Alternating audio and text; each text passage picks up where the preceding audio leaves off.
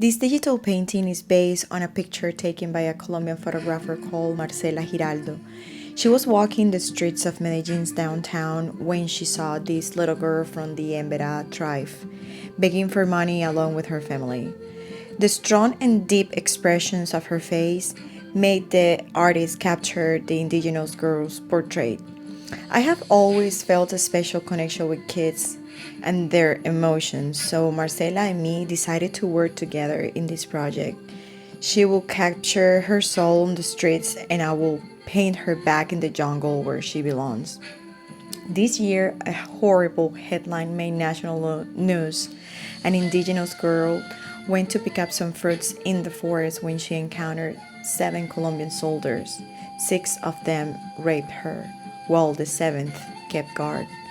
Almost 42% of Colombians' young adults were abused as minors, victims of physical, psychological, or sexual abuse as a child.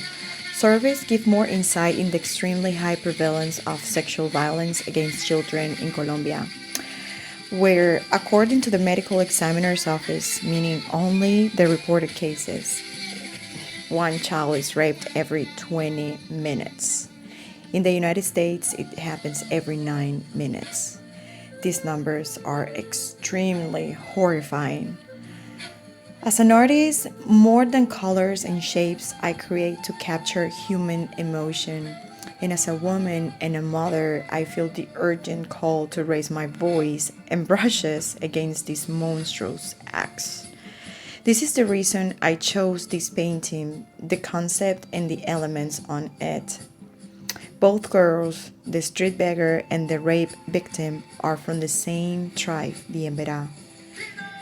In the illustration, I paint her black and white because she is absent in the middle of her suffering, like if her soul left her body. Also, there are 6 leaves as a metaphor for the 6 men, the hands that touched the girl, while one man watch represented by the leaf that is behind her, not touching her but still present. I changed the expression of her face, and for some reason I made it full of disgust.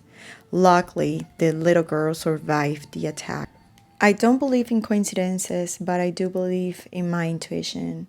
This crime happened this year, and I made this painting a year ago.